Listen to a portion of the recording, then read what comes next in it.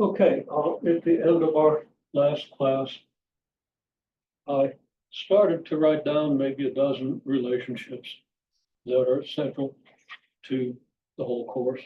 And I ended up writing down a lot more than I intended. And then at the end of class, I said, well, I'll append this onto the end of the last class video. I realized that I could expand this a whole lot and come up with something that might be even more helpful along the lines of what we were doing toward the end of class. So I've got a bunch of symbols, pictures, and so forth, no formulas, just expressions and pictures.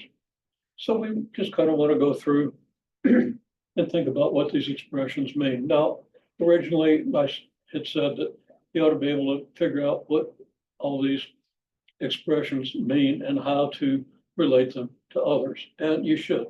Ideally, you should be able to, excuse me, I just got this mask that's hanging on my neck, choking me all day. Who knows what's left in my brain. Okay, you should be able to take the various expressions here and pictures and relate them to one another. You should be able to write this out yourself. Okay, well, that's kind of a stretch. Copy it down, write it out, organize it yourself if you want to. And even, I don't recommend that you organize it into equations. I recommend that you be able to look at these expressions, understand what they mean, and understand how they're related to the other expressions conceptually and through the things that we've experienced in lab and the problems that we've analyzed during class. Okay, so let's just start over here. What does FCON mean? Well, that's a conservative force. Okay, if it was F net conservative, it would be the total of all conservative forces. And sometimes if we just write FCONs, if its context makes it clear that that might be just the total of all conservative forces. And we could use TOT for a subscript 2 to indicate total.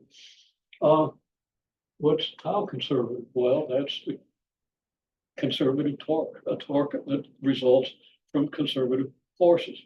Okay. What's negative KX? Well, you should know what that is. It's the right-hand expression for the restoring force. It's a linear restoring force. Okay, it's the expression for your linear restoring force. And negative K theta is the expression for your linear restoring torque that would apply to an object in rotation. Okay, what's this picture depict? Well, my intent was that it depict an R vector and an MV vector, a momentum vector, and that R cross momentum is angular momentum cross product. Okay, and the cross product, of course, in this case, by the right hand rule, and I've only got a left. Okay, here's my right hand. If I put my fingers in the direction of R cross MV, my thumb points into the blackboard, meaning that this thing would rotate itself into the blackboard. The direction of that cross product would be into the blackboard. Okay, so it'd be outside the plane of this. This is in the XY plane, then it would be in the Z plane. If Z is positive coming out this way, as it would be with your usual right-hand coordinate system, then you would have a negative torque. Okay, torque in the negative Z direction, a multiple of the K vector. Okay, now these are in all kinds of random orders. These things are related because you see things about torque here. We talk about net torque and net force and stuff like that. So, how does this concept of force and torque relate, and what does the conservative mean about this? Well, the conservative thing means that the work done by this or by this is equal to change in potential energy, equal and opposite to the change in potential energy, which is one of the things people still can't seem to say. Yeah, some people are pretty good with it. Most people are still shaky. Okay, change of potential energy is equal and opposite to the work done by conservative forces. That's fundamental. Helps you keep your signs straight, helps you understand what it is that you're talking about and looking at. Okay. G big M little m over r squared multiplied by the r vector divided by r. You have an r vector between two masses. And the force between the two masses has this magnitude, but I forgot my negative sign, as I mentioned. You know, negative signs are important. And there's so many of them, you got to keep them straight. Okay. Now, what this means is that this is a magnitude of your gravitational force between two masses. This is a unit vector from one mass to the other. And the force on that other mass is in the direction opposite to that vector because it's a force of attraction. You have to know that. Okay. What about negative mg? Okay, well, this is a gravitational force. This is also a gravitational force, but this one's confined to a region close to the surface of, say, a planet. Okay, where the gravitational force or the gravitational acceleration is uniform. Okay, gravitational acceleration is not uniform. Here's an inverse square force, and we understand a lot now about how that behaves, especially since the stuff we did earlier in today's class with elliptical orbits and angular momentum and conservation of mechanical energy. Okay. Okay. Well, let's see. What's this? Well, I guess you could take that as depicting three forces that might or might not be in equilibrium. Okay. You could put a set of coordinate axes here. We'll just make an x-axis like this, and you could project each force onto the next and a y-axis. And then you could fill in the components of the force, and you could cross out the force because the two components replace the force. They have exactly the same effect. And you could do the same thing with this force, and you get a component here that I'll offset just a little bit so you can distinguish it from this one and this one. Okay. Now, when I add up the x components, do they add up to zero? No, this one's bigger than this one. So it's probably not in equilibrium because this one appears to be perpendicular to the x-axis. It has no component in this direction. So it looks like the net force is going to have an x component in this direction. If I add the two y components, they end up about this long, and that's just kind of consistent. So it could be that the y components total up to zero, but the x components don't, meaning that you would have a force, net force in this direction if this is these three are the three forces acting on a mass, and if they're the only three forces, which meaning then you have an acceleration determined by the net force and the mass by Newton's second law, which I haven't even written down. I think I've written something down related to Newton's second law. Where in the world is it? Well, I think it's in here somewhere, but if not, it's something that's just, you gotta know. Potential energy expressions. Now, we did this in class today, but we have potential energy expressions, 1/2 kx squared, 1/2 ka squared, mgy, negative big G, big M, little m over r, 1/2 k theta squared, or 1/2 k theta max squared. Okay, what do these mean? Well, this is potential energy of a simple harmonic oscillator, something that has a restoring force, negative kx. You get that easily by integrating the net force with respect to position and taking its negative. This net force is path independent, so it's conservative. Okay, so this is equal and opposite to the work done by conservative force. Therefore, it can be stated as a potential energy relative to position zero. Mgy is gravitational potential energy in a uniform gravitational field. It gives you uniform gravitational acceleration. And y is your position with respect to some reference position. Okay. Negative big G, big M, little m over r. Well, that's gravitational potential energy. That's it. It's negative because it's relative to infinity. So when I say it's gravitational potential energy, that's it. I mean, really, gravitational potential energy relative to infinity, and that's it. Okay, and that applies to satellites, orbits, and anything that's not going to stay real close to the surface of a planet typically. We usually don't go to the surface of neutron stars and stuff like that. It's inconvenient. Even white dwarfs give us too much acceleration. It just squashes us like rapidly. In the case of a neutron star, it does more than squashes us. It reduces us to neutrons, basically. Okay.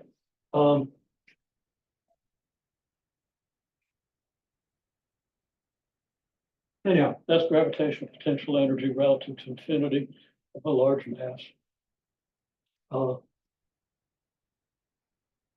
Well, of two masses, okay, basically. Potential energy relative to infinite separation. For the cases that we talk about here, the large mass is so much larger than the small mass. We consider large mass to be fixed and just talk about the distance from the smaller mass, between the small mass and larger mass. That would be 1/2 k theta squared. What's 1/2 k theta squared? Well, that's just like 1/2 kx squared, but applied to a rotational object. Now you have a different k for rotational object because the negative k theta, well, that gives you torque. Negative kx gives you force. Okay, theta has different units than x. This k and torque has different units and force, and all that goes together to give this k different units than this k. But that is the potential energy of a rotational system. Okay, under a linear restoring force. And if there are external forces and stuff like that, your restoring force might not be quite linear. Depends on the situation. If the frictional torque or frictional force, that's going to screw things up. In addition to negative kx or negative k theta, you'd probably have some constant frictional force, and it wouldn't be a direct proportionality, and your energy relationship would be different. Something worth thinking about. Okay, I've got a picture here. What's this picture? Well, this picture shows us a couple of things. It shows us the component of this force in the direction, or the component of this vector in the direction of this vector. Now, one important application of that is if this is a net force and this is a displacement, if you multiply this vector basically by this vector, basically you're doing a dot product, okay?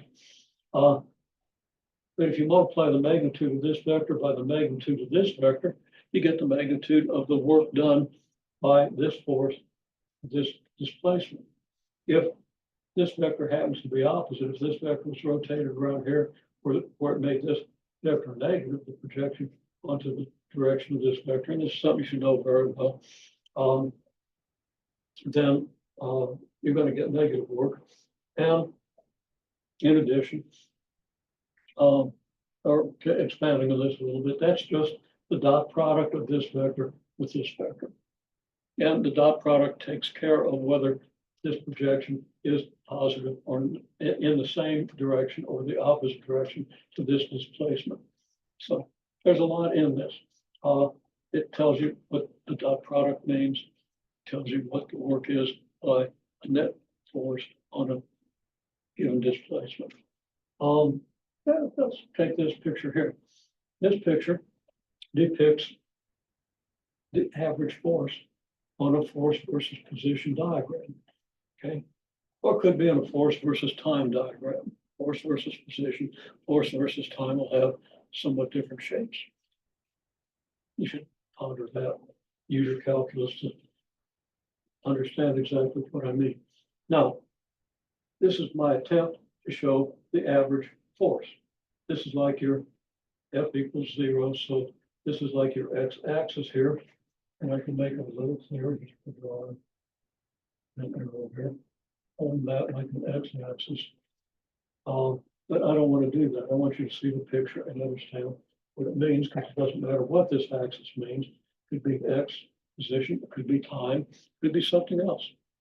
The average value of whatever this graph tells us is going to be the value represented by this horizontal line. There's your average value if this area is equal to this area.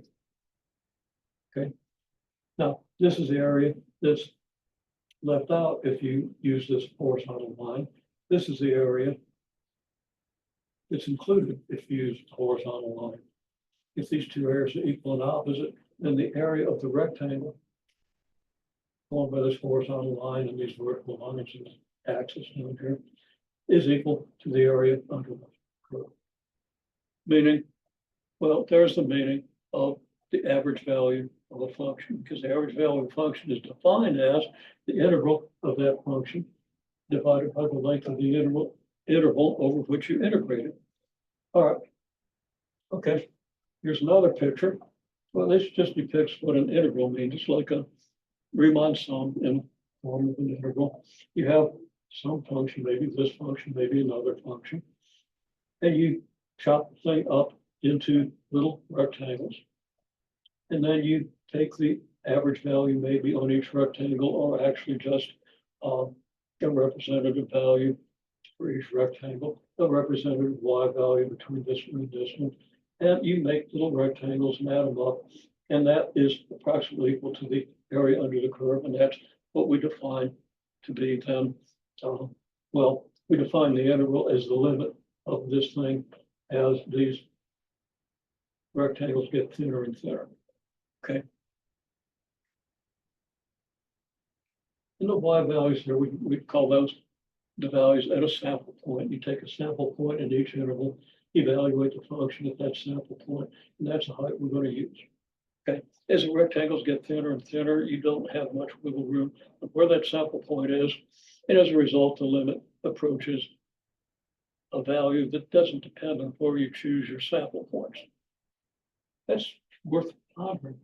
If you want to understand physics, if you want to understand the mathematics that you use in engineering, you want to think about that. Okay. Now I got up here, what's L? Well, L is our symbol for angular momentum. It's a vector quantity. Okay. Angular momentum, we have a definition of angular momentum somewhere in this page, I think. And right there kind of it is.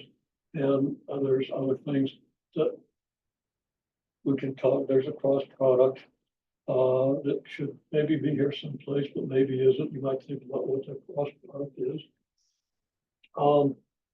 Okay. Tau is the symbol we use for torque. Square root of GM over R. Okay, well, that results from setting the centripetal force you need to stay in a circular orbit to the gravitational force that supplies the centripetal force. I'm looking for the word supplies, that provides that centripetal force. Okay, there it is. I haven't written down any equations here, but I'm going to write one down here.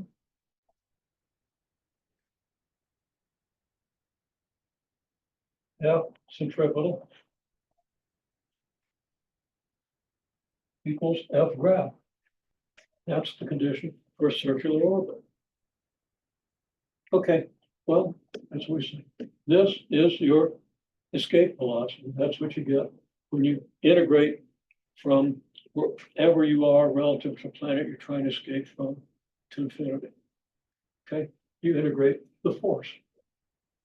Okay, or the magnitude of the force, if you wish, or you just figure out the potential energy difference between this position and infinity, and you get this, and you notice that this is just like your velocity in a circular orbit of radius r, with a 2 here instead of just plain old GM in the numerator. Okay, and that's a nice little coincidence. helps you to remember those formulas. If you want to remember the formulas, now you can, if you really understand what you're doing, you don't have to remember the formulas. You just set the expression for centrifugal force equal to the expression for gravitational acceleration, which reminds me of another expression I never write. We will come to that later. Okay, 1/2 mv squared. If you don't recognize that, you haven't been awake. Okay, that's your condition. That's your expression for the kinetic energy of a mass down moving at speed v. 1/2 I omega squared. Well, that's your corresponding expression for an extended object with rotation with moment of inertia I, moving with angular velocity omega, or angular speed omega in this case. There's no arrow over that omega because we're just squaring the magnitude of the omega. Okay, the direction of your velocity or your omega doesn't matter because you're squaring it. You're just squaring the magnitude. So if your velocity was negative, if you square it, you get a positive. Okay, well, F net dot delta S. That should immediately trigger, okay, that's work by the net force. Okay. F net delta T. Maybe a little less of a trigger because for some reason, once people have seen this, they have a hard time understanding this. That's impulse. Okay. This changes, this does work. This changes momentum. All right, then we have tau net delta T. Tau net delta T is the analog of F net delta T, and it's the angular impulse. If you want to speed up or slow down a rotational object, you can think about the beam that we've used in class, that we've spent a lot of time working on in lab and demonstrating in class. You should be able to relate that. You need an angular impulse, a torque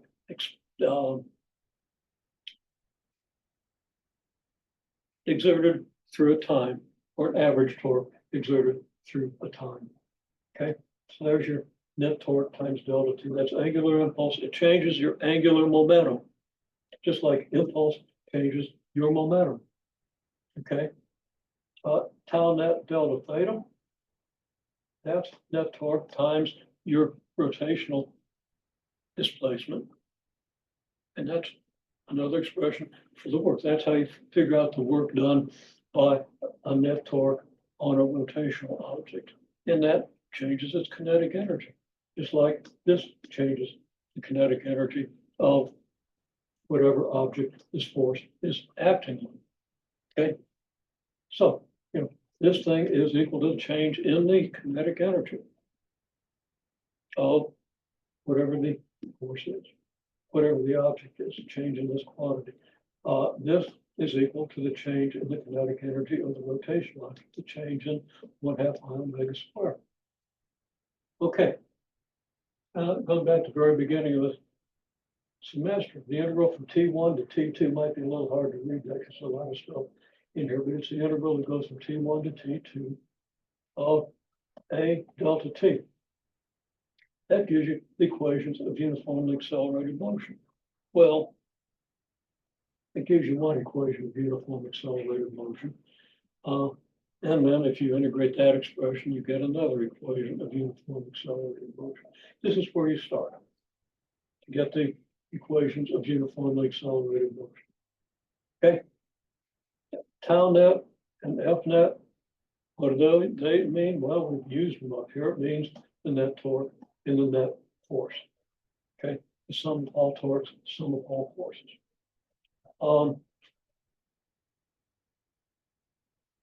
Then we have an integral from T1 to T2 of alpha delta T.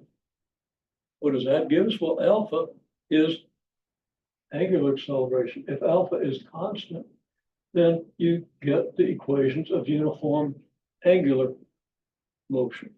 Just like this gives you the equations of uniform linear motion, uniform motion along a straight line. Okay. if A is constant, of course, that means that your net force is along a straight line, so presumably the motion is along that line. And you might think about that statement and pretty much every statement I'm making here.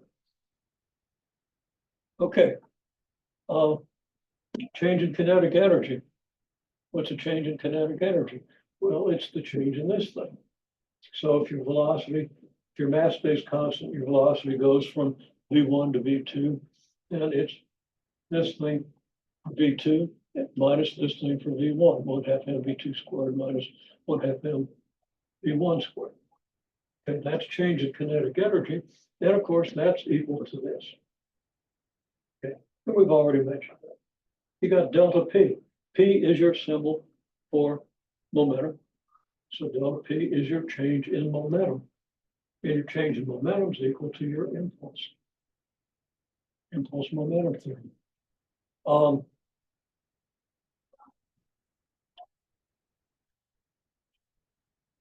We have x of t, v of t, a of t. This is your position as a function of time, your velocity as a function of time, your acceleration as a function of time. It might be, for example, you have two objects moving along the same straight line or along parallel straight lines with different accelerations, different initial velocities, etc. So they have different x of t functions. If you want to find when those two objects meet, you set the function for one equal to the function for the other. Now you know that these are going to be quadratic functions of time if you have uniform acceleration. If you don't have uniform acceleration, then you have more complicated functions of time that might give you equations that you can't solve. But if you have two quadratic functions of time and set them equal, you're going to get an equation that you can solve by bringing everything onto one side. You can have a quadratic expression equal to 0. You can use a quadratic formula. If it happens to be something you can factor, of course, you can use the zero property of multiplication. But in the real world, you're unlikely to encounter anything that actually factors. And once you know the position functions, you know the velocity function and the acceleration function. So if you have two objects with different position functions, you can find when their positions are the same. You can take the derivatives of those position functions and set them equal and find when the velocities are the same. You could take the acceleration functions. Well, if the accelerations are uniform, they're never going to be equal, but you can find the difference in the acceleration functions, which gives you the relative acceleration. Okay. Now, if you know the acceleration function, well, okay, how do you get the position of acceleration functions? This function is a derivative of this. This function is a derivative. That's both derivatives with respect to time. Okay. It follows then that this is an antiderivative of this, and this is an antiderivative of this. Okay. So that's simple enough. Now, when you do antiderivatives, or when you actually integrate this thing, you get an integration constant.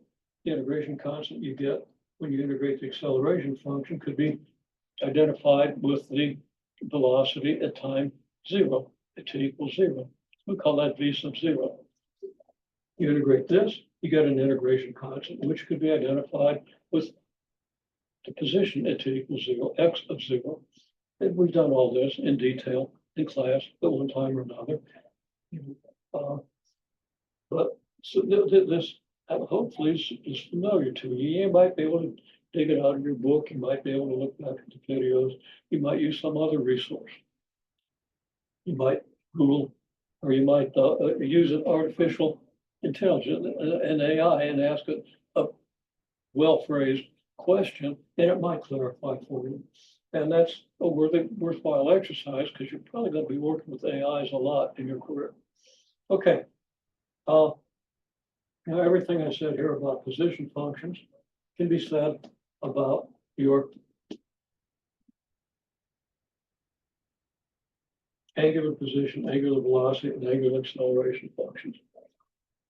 So there's a complete one-to-one match between the equations you get here and the equations you get here, and the thinking that you use here, and the thinking that you use here. Now, this thinking goes in circles. This thinking goes along a straight line, so the thinking isn't exactly the same, but the equations, the symbols, the meanings, the analysis is all completely analogous. For rotational stuff, of course, if you get into the dynamics, where you would use mass over here, you would use moment of inertia over here. And right there's the difference. And where you would use momentum here, you would use angular momentum here. Okay. I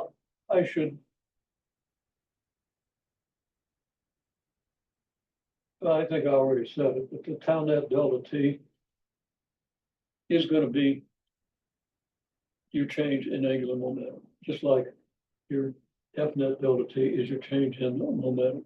So angular momentum, as you know from what we did earlier today, if you if you're a member of this class, we used it in analyzing the elliptical orbit and figuring out the speed of perigee from the speed of apogee. We combined that with conservation of angular momentum with conservation of mechanical energy. And we saw how to relate the speed of perigee to the speed of apogee.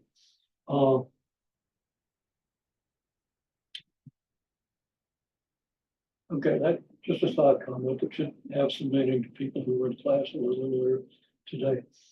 All right, I alpha, what's I alpha? Look at that. What about MA? Well, you know that MA is your net force. Okay, now I have net force on here somewhere. Now I've got it here and here. Okay, so we got net force. If we want to just think about what net force is, maybe we add F net in here. Remember, these things are being added at any position. As I think back through the course and think of different things, I'll put them down not in any particular order and leave it to you to put them in order. We've got F net and we've got tau net. Writing them here doesn't mean they have anything to do with this and this, but they can. Okay, so right here's MA, right here's F net. Let's put an arrow over since MA is a vector quantity. And let's put an arrow over this since I alpha is a vector quantity. I alpha is moment of inertia times your angular acceleration. And somewhere here we should have mr squared, which is the thing we add up for any extended object to get its moment of inertia. For every particle we add it, it's mr squared. And you should understand that r is your distance from the axis or point of about which this thing is rotating. Okay. If you have a disk and integrate the mr squareds for all the particles, you get 1/2 big M big R squared. Where big R is the radius of the disk, big M is the mass. Now that's a uniform disk of uniform density. Okay. Uniform thickness and density. Okay. If you have a sphere, again, a uniform sphere of radius R, mass M, you add up all the mr squared to get 2/5 big M big R squared, mass of the sphere times the radius of the sphere squared. You compare these three expressions. And also one that we've used quite a bit in lab is 1/12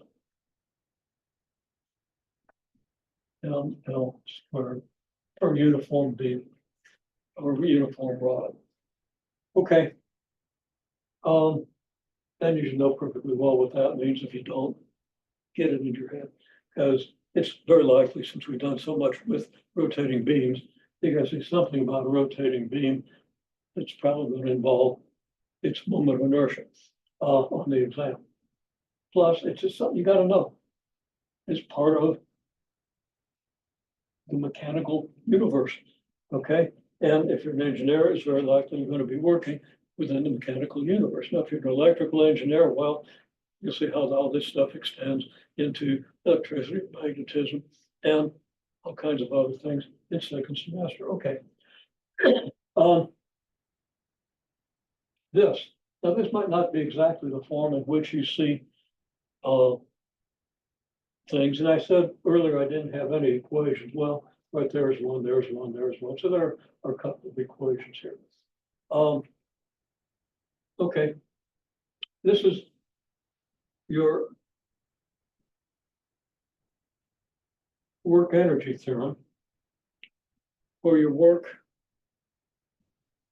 is broken into work done by conservative forces, work done by non-conservative forces. Okay. And related to the change in kinetic energy. If you don't have any non-conservative forces, what's this leave you with? What's the relationship between delta U and delta K? That applies to orbiting objects. It applies to other objects in ideal situations. Okay, what's total mechanical energy? Well, that's sum of your potential and kinetic energy. What happens to total mechanical energy if your system does work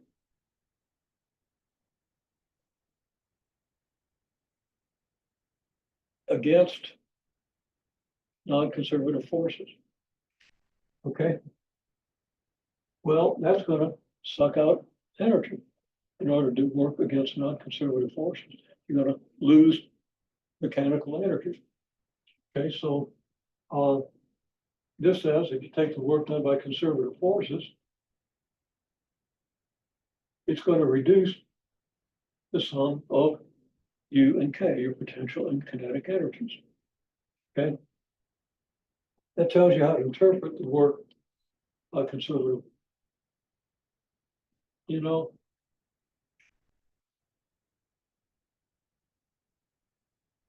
I wrote conservative when I meant non-conservative. Okay, this is the work done by non-conservative forces.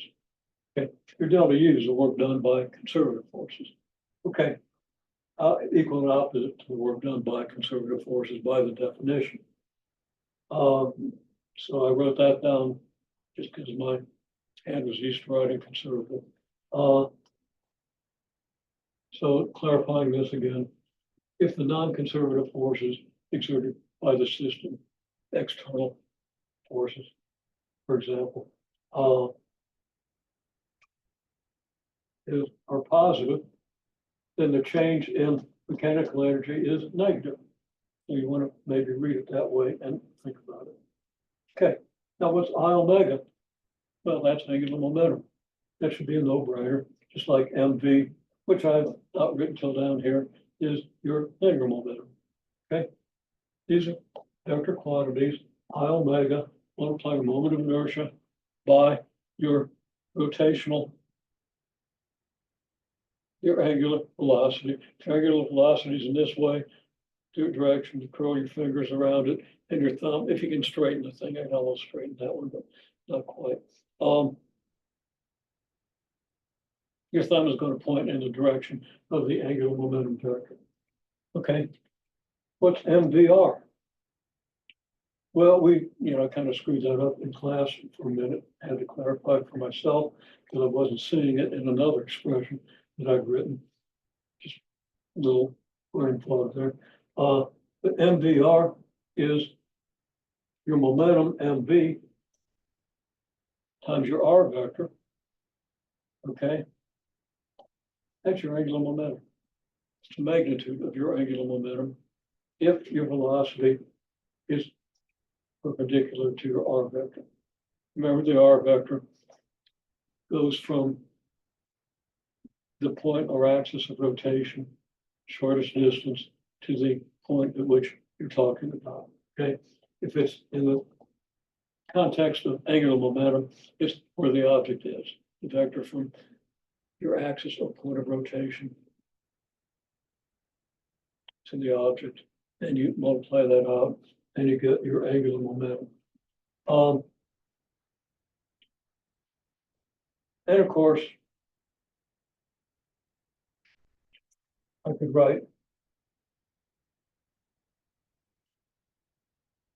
mr squared omega. Okay. Now mr squared is your mr squared that you get for the moment of inertia of a mass m, again, at distance r from your point or axis of rotation, and omega is your angular velocity. You multiply moment of inertia by angular velocity, well, it's the same thing. If it's just a point mass, okay, mass at a point. So you want to think about where that r vector is and so forth. Think back to this picture. Okay. If well, get the picture. Might be worth drawing a picture for that. So let's see. Where can I draw that? Where we got a little room in here.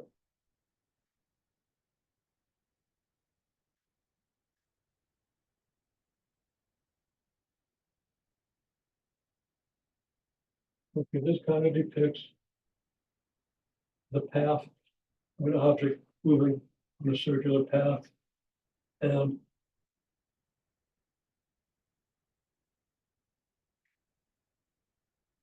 omega is its angular velocity. Okay. Then that mass would have a moment of inertia of mr squared, moving at velocity, angular velocity omega.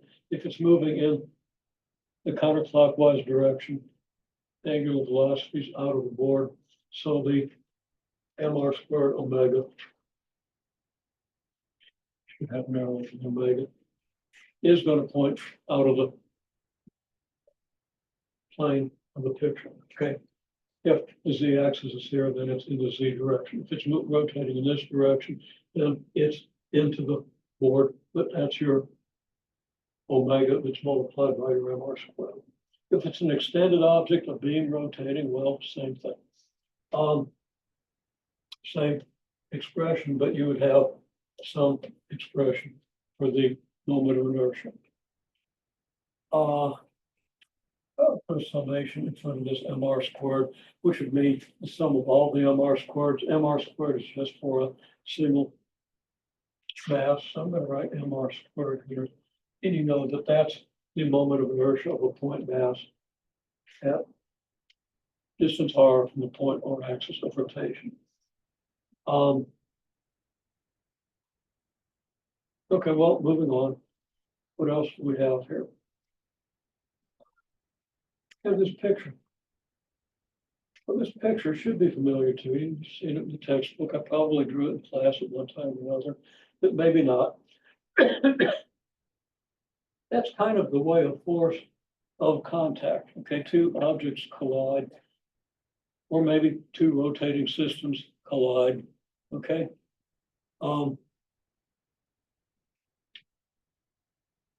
This could be a picture of your net force versus time, or it could be a picture of your net torque versus time. The objects come together. Now they're making contact, but they're not exerting much force, but they continue moving together, compressing each other. And, oh, I'm getting tired now, better slow down. And then they spring apart, okay? My time scale was not consistent over that demonstration, but hopefully you understand when they're just beginning to touch, there's essentially no force. The force gradually increases and then it gradually decreases. It reaches a maximum. Then as they spring apart, it reduces and they spring apart. Okay. So your time interval might be from here to here, first contact to last contact. This dotted line represents the average force, or it's supposed to represent the average force. The test for whether it represents the average force or not is this. The area that's left out. Okay, the area below the line, below the curve, that's not below the line is here and here. Okay, now split that into two sides because this is kind of a symmetric picture. If those areas equal these areas, which are included under the dotted line in this rectangle formed by the dotted line, then this is what's excluded from the area under the curve. This is what is included if you use the area under the line. They're equal. If they're equal, then the area under the line is going to equal the area under the curve. And if they're equal on both sides, or if the sum of these two that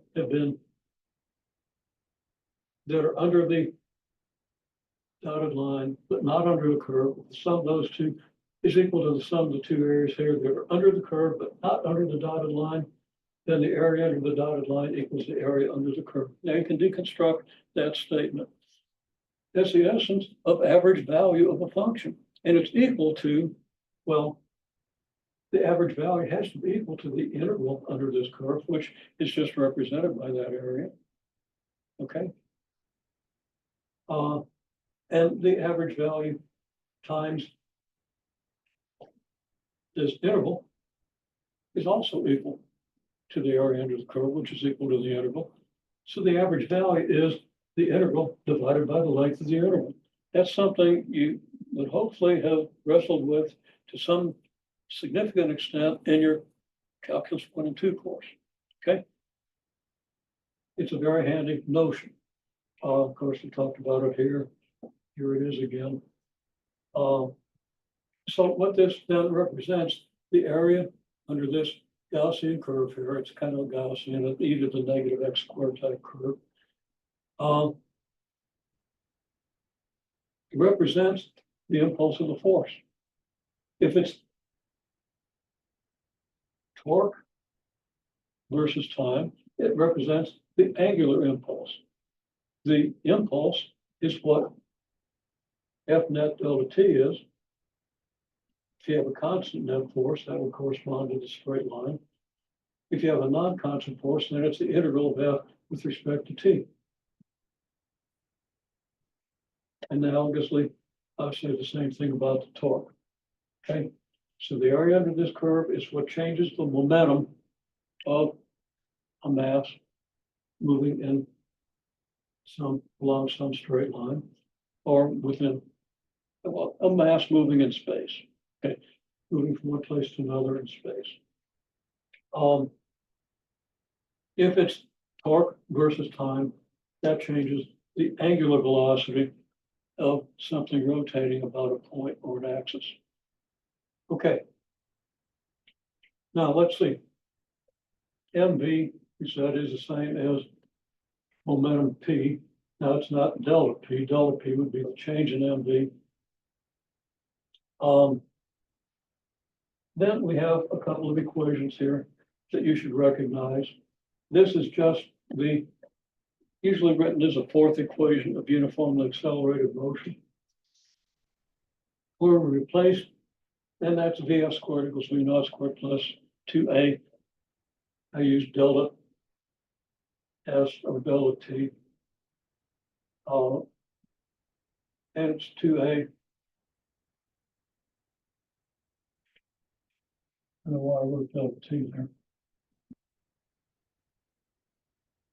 It's delta S. It should be delta theta.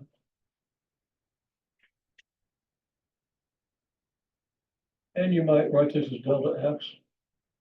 Okay. However you write the second equation, if you substitute F net over m for the acceleration, and you should know immediately how that follows from Newton's second law, you get this equation, okay? Why is this equation important? Because if you rearrange it, you get the work energy theorem that says F delta S is the change in 1/2 mv squared. Now we've done that. Everybody did that in class. So make sure you understand that connection. You solve this for F net delta S, you get a change in 1/2 mv squared. Okay. Now, this equation is the same thing except with angular quantities. Instead of force, we use torque. Instead of mass, we use moment of inertia. Instead of a delta S, we mean delta theta.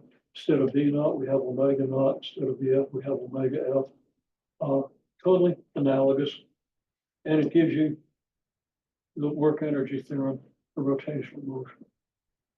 Okay, gives you the change in the angular kinetic energy, I omega squared. And I omega squared's got to be on here somewhere. I'm not sure I see it. Oh yeah, right there. It's changing 1/2 I omega squared, obviously. Okay, you have potential energy plus kinetic energy plus the work done by conservative forces. Okay.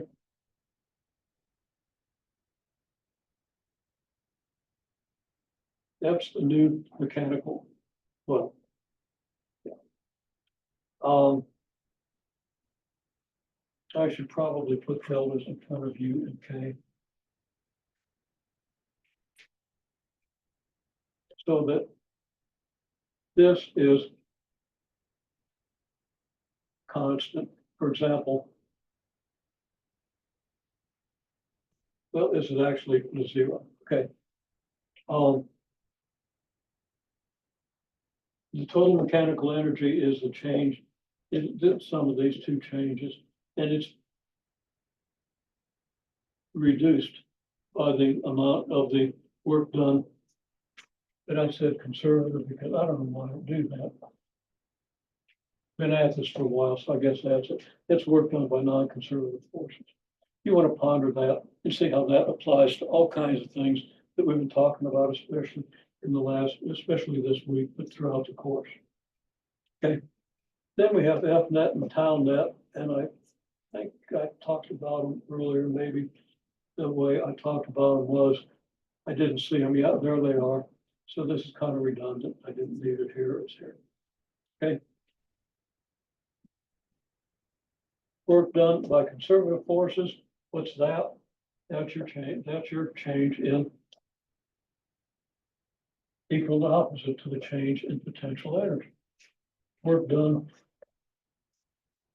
on non-conservative forces is the work that reduces your mechanical energy. Think that through. Remember that this would all be equal to 0. So if this is positive, then the U plus K on this side would be greater than the U plus K on the other side. Write that out, work that out. Okay, picture of that wood machine here. Note two things. Gravitational force. This one is greater than this one. Okay. Now, I thought that I'd run these vectors about right. So maybe if I make this vector a little shorter. Okay, this vector is longer than this one, meaning that this thing's going to accelerate upward. This vector is shorter than this one, meaning that this one is going to accelerate downward. They have to have the same acceleration. Since they have to have the same acceleration, and if in the ideal case of a low friction pulley, these two forces have to be equal. Tension in this end of the string is the same as the tension in this end of the string. If the pulley doesn't have much mass, has negligible mass and negligible friction. So the difference in these two forces gives you the acceleration of this mass. Difference between these two forces results in the acceleration of this mass. And those two accelerations have to have the same magnitude, but they're equal and opposite in sign if you do the free body diagrams for these separate masses. So that's something you should be familiar with. If not, please become familiar with it. Okay, we got V1 plus V2 equals negative U1 plus U2. What's that? That's the condition that we add to conservation of momentum to analyze an elastic collision. Okay, and what this means is you got two velocities, you got two masses. They have velocities before collision, and then they have velocities after collision, which are U1 and U2. In an elastic collision, first place from the center of mass system. Okay, let's say the center of mass is here. This is moving slower than this, they collide. When they go apart, they're going to go apart with opposite velocities. So that the velocity that this one sees when it looks at this one is going to reverse. Okay. Well, yeah. And vice versa. Okay. That's all this says. It's not a formula to remember. It just says that the relative velocity of the two objects reverses on the collision. If you can think it through to the point where it's obvious that this should be the relationship, if the relative velocities reverse, you're better off. Okay, you got to remember a formula. Remember that applies to an elastic collision. I didn't mention anything about inelastic collisions, so I'm just going to write down the word.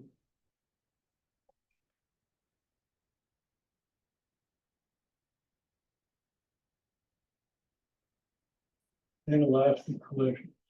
In an inelastic collision, the two velocities are the same after collision.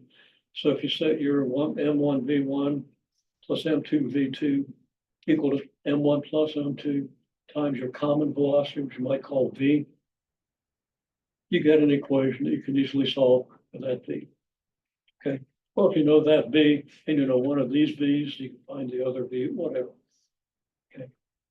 You can write down the equation of the inelastic collision, and if you're only missing one of the variables, m1, m2, v1, v2, v final, v combined, whatever, you can find that one quantity. Okay. What's the 1/2 mv squared plus 1/2 I omega squared? Well, it's obviously a kinetic energy and a kinetic energy. That's the total kinetic energy of a system that involves both rotation and translation. For example, the beam that we've used. Okay, the beam rotates. There's a string around a pulley attached to the beam over another pulley and a suspended mass. Well, the suspended mass is going to have a kinetic energy that's 1/2 mv squared, and the rotating system is going to have a kinetic energy that's 1/2 I omega squared.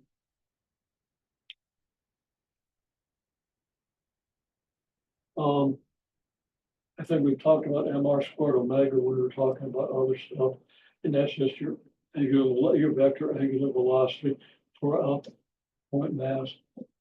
Distance r from the axis or point of rotation, where omega is the angular velocity of an object at constant distance. So that's kind of the picture used here. What's mg over L? Well, that should be familiar to you. That's what you get when you analyze this diagram, which would be the tension on a pendulum string, the weight of the pendulum. This component for small displacements is pretty much equal in magnitude to this vector, so that the vertical components pretty much disappear. Okay. Now, if we cross out this vector and replace it with these two vectors, we see that the net force is this, because these two forces cancel out. They have to maintain vertical equilibrium or approximate vertical equilibrium. And that force is got to equal mg over L, or m is the mass of the pendulum, g is the acceleration of gravity, L is the length of the pendulum. There are similar triangles here between the force diagram and the actual picture of the pendulum that make that very clear, and you should really understand that. In that relationship, I've just drawn a picture here. Okay, picture has a vector down here that's been waved out, kind of crossed out, because this vector has been replaced by its two components. We have projection lines that show you where the two components are. So that now we ignore this vector, we look at this vector, and this vector, and this vector. Okay, now this might represent the normal force on an incline, this might represent friction, this might represent the component of the gravitational force along the incline. These forces go together. This force will be opposite this force, equal and opposite this force, provided there's no other force that makes a non-zero angle with the incline. Okay, in this case, that's situation. Okay, and I guess you should be able to analyze the situation.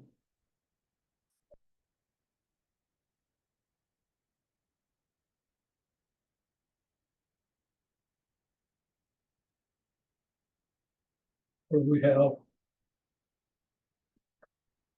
maybe a force like this, as well as maybe a frictional force, object moving up the incline. This vector is too long. That actually probably isn't.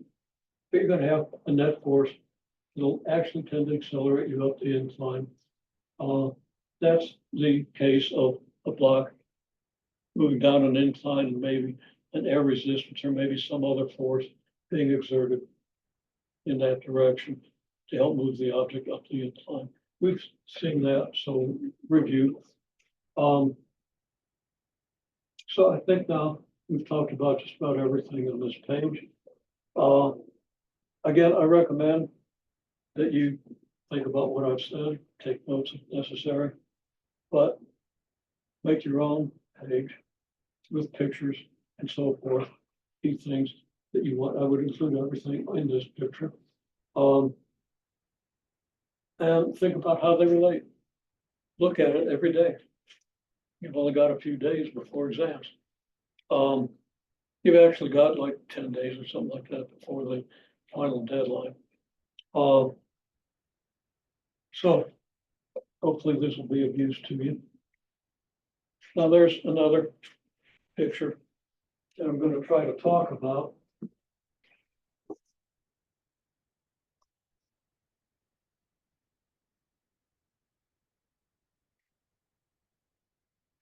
It's this board, which has been sitting around for about 5 years now. Not more than 5 years, at least 3. My best guess is 4. Let me zoom the camera back a little bit because it's a bigger picture.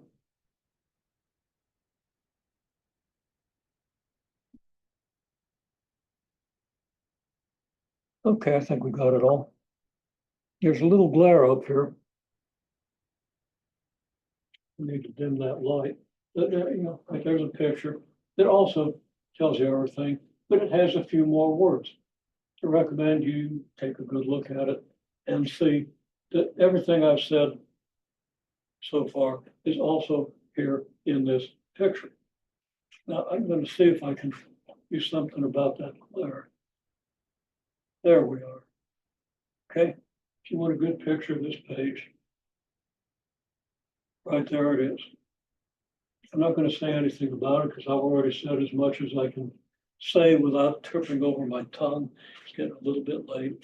I've been at this for a bunch of hours. So take what you see here, combine it with what you see there, and develop as much depth of insight as you possibly can. And wish you luck on the exam. After class today, somebody asked me for a sample exam. Said I could give you something like that. Okay, I'll be constructing the exam. I've got maybe 30 problems. I can only ask 29 on the. No, they're big problems. I'll only ask, you know, maybe 8 and maybe as many as 12, depending on how long they are. But I'll get you something, some practice problems. But you know, the problems I've been giving you for the last month are practice problems, and I hate to say, but I'm seeing a lot of evidence that most of you have given them sufficient attention. So I'm a little concerned. Do your best, and let's hope things work out for everybody. You know, y'all are a smart group, and I want you to pull this together as best you can, make the best grade you can. And I'll help you any way I can. So one of the ways is to get you some more sample problems. I think that the sample problems I'll give you will be just simple 2-step problems that are aimed at helping you pull these things together. Hopefully you have time to at least think through them. Okay, prepare as you deem best. You kind of know what to expect if you look at the problems I've been giving you recently in the text problems. Okay, you should be able to read through the text and see, I can do this, yeah, I can do that. You know, pick random problems. No, I can't do that. I hope that doesn't occur. Maybe I'll prepare for it if I have time. You know, do your best under the constraints you have. I'm told that Most of you have exams just about every day next week, so. Give this one the preparation that you're gonna need, okay? Ask me questions, whatever.